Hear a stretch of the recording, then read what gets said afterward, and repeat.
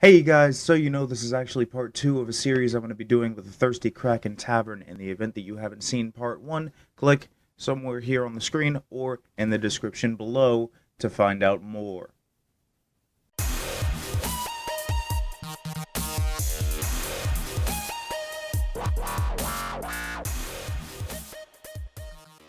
So, the basic topic of these videos will be, are Pokemon less creative than they used to be? In the prior video, we made the point of showing that a good number of Pokemon are based on myths or urban legends, but what about basing on something more realistic, something more in real life? With every iteration of Pokemon games, there's an assumption that Pokemon aren't creative or original anymore, but there comes an issue that's all too popular nowadays, something that I like to refer to as the nostalgia fog. Nostalgia plays a huge role in how you remember something and your impressions of future titles from the same company. Nostalgia can have good and bad effects. It helps us preserve a beloved memory of a time before or of something that we held fondly, but at the same time, it blurs the image of what we actually saw, gets rid of most of the bad things involved in the memory, and it makes you think they didn't exist, or it overshadows them in a way that makes it seem like they weren't that much of a factor. If you look throughout history, there's a trend that happens every decade or so. The 70s was the hippie generation, the 80s was leg warmers and glam metal, the 90s was grunge, and the 2000s was pop and originality. And now is what we like to call the nostalgia generation. If you look at games and movies, there's more reboots and sequels than anything else in media. This trend is saying that we don't want anything new or original, because we keep consuming the same content over and over. Nostalgia is defined as a sentimental or wistful affection for something in the past, generally something with a strong personal affection. There's a bit of confusion in this though, because things from the past are generally much worse than they are now, in any sense. If you go back and play games from the early 80s, 90s, and 2000s, the games were absolutely terrible by definition. Game design wasn't a valid industry, there was no basis, it was nearly incomprehensible chaos. But because it was our first experience of any kind with interactive media, we cherish our early memories with it. This is where Pokemon makes the change and breaks out from the norm. While the basic mechanics and idea of the game has never really changed, you get 4 moves, you evolve and catch Pokemon, you battle, you beat the gym leaders, find the legendaries, etc. But they always add something new in every game, even in the remakes of the original games. Pokemon also have a tendency to follow along with real-life events. They have evolved with society and mimic how we live our lives. They began as animal-esque creatures, and as technology has become more prominent in our lives, they have mirrored this too. Their stories and locations have changed to fit our social expectations, as well as the issues in media. Looking at how things mimic real life, there are a lot of references in Pokemon of things that were popular at the time. For example, some of the traded Pokemon you get in the game have pop culture references in their name. In Red and Blue, you could get a traded Mr. Mime named Marcel. Marcel is actually the name of a mime most famous for his stage persona as Bip the Clown, who after leading an interesting life, later went on to being declared a national treasure in Japan. In Pokemon Yellow, you can get a traded Parasect and Rhydon named Spike and Buffy respectively, which is a clear reference to Buffy the Vampire Slayer. The original names for coughing and wheezing were NY and LA, but they were changed in order to not offend the game's American audience. But the world of Pokemon and their stories also align with our lives. If you look at Gens 1 and 2, they were just copies of real-world things, or something similar enough that you could tell what it could have been. Think of it as a different take on the same world we inhabit, a sort of what-if scenario. Like, what if your mom was totally cool with you running around and fighting huge monsters at the age of 10? These early Pokemon showed animals and creatures from what we were learning about at the time in biology and history. They took real-world animals and added a fantasy and magical aspect to them. They found ducks, monkeys, birds, plants, and dogs and gave them abilities, powers, and stories. Gen 3 took the things from our imagination and personified them in a way that had never been done before.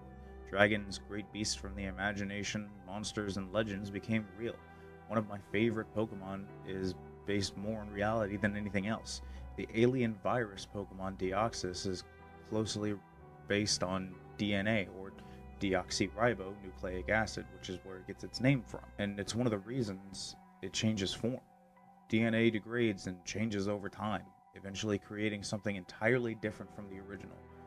Also, with it being the alien virus Pokemon, it's very similar to the alien symbiotes Venom, Carnage, and Toxin from the Spider-Man comics, as they can adapt to new hosts and new situations. Generation 4 gave us exploration and a sense of adventure.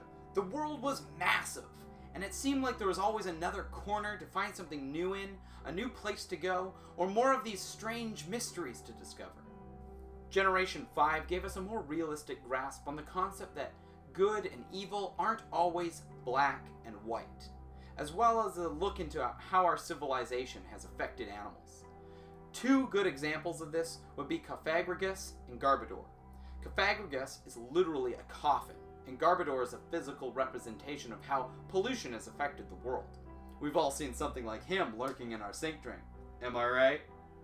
Even using Genesect as an example, he's a genetically and technologically modified Kabutops that has been given a fucking laser beam, because why not? Gen 6 gave us an expanse on the overall world of Pokemon and what happened in its history, and showed that it eerily lined up with ours. Within X and Y, there are mentions of an event where a device powered by legendary Pokemon took countless lives in one massive wave during the Pokemon Wars. This draws an eerie parallel to the bombings in Hiroshima and Nagasaki, and other wars that have taken countless innocent lives in the name of someone else's victory. Think of it this way, Pokemon, their stories are just adapting to what they see on a regular basis. They want to survive, so they mimic the surroundings they are given. They adapt to their ever-changing environment. There is more trash now than there ever was in the past. It makes sense you would start to see trash-based Pokemon. Almost everybody has a set of keys. It was only a matter of time before they would start to mimic this as well. Not only are the Pokemon new, but so are our outlooks in general. As Pokemon aged and created more creatures for us to judge, marvel at, we created new memories and life experiences. We grew and adapted to a world that was even more harsh and dangerous than the fictional world we once idolized. As other forms of media and entertainment got more intricate and graphically impressive, did Pokemon and Nintendo as a whole get left in the shadow? That's all too likely a possibility, but I don't think that's the case. It's so easy to say something is outdated or no longer relevant, but it's significantly more difficult to look at something objectively and say, that's the most original and most creative take on life as we know it that I've ever seen. One of the reasons you may look so fondly upon Generations 1 and 2 is because of the fact that they were originally planned to be one game. The art style was similar, they flowed together with nearly the same story about Team Rocket, and above all, the worlds were physically connected. After beating Elite Four in Gen 2, you could go back to Kanto and revisit all the old places from Generation 1, essentially reliving the experience. This was removed from all other generations of Pokemon though. You can't go to Sinnoh and Hoenn, you can't go back to Kalos probably after Alola, we don't know, the information's not out there. But based on recent things that have been going on with the Pokemon universes, it's more likely that it just won't happen. It makes you feel a disconnect. It makes it feel distant. This may be the reasons as to why other generations didn't feel like they lived up to the Pokemon brand. The way it seems now is that Pokemon are more creative than ever, and they grew up with us. The things we've experienced, the changes we've made to our own lives, have affected what Pokemon show up around us. When we were young, we learned about birds and plants and good versus evil. Then we were introduced to fantasy and adventure. And then we began to wonder if good and evil were a concrete concept at all. When we were young, we didn't have our own personal set of house keys, or a good idea of what exactly a chandelier was, but now we do, and Pokemon reflect this. Nostalgia aside, the truth is, Pokemon have never been more creative. They have never been more original and advanced than they currently are. They take the boring, mundane, and repetitive parts of everyday life and give them a fresh coat of paint and superpowers. It takes more to look at a pile of keys and a garbage bag and say that's a living, breathing creature with a consciousness than it takes to look at a bird and say that's a bird. There's a Kangaskhan nearby. I thought they were only in Mongolia.